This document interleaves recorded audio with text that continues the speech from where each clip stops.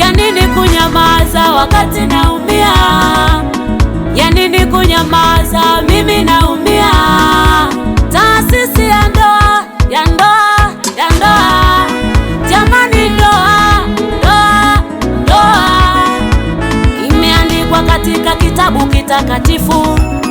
Ndoa ni mpango wa Mungu mwenyewe. Ndoa ni mpango wa Mungu mwenyewe. Tena ndoa hiyo na iheshimiwe na watu wote, na iheshimiwe. Sasa ndoa imebaki kilio, jamani, ndoa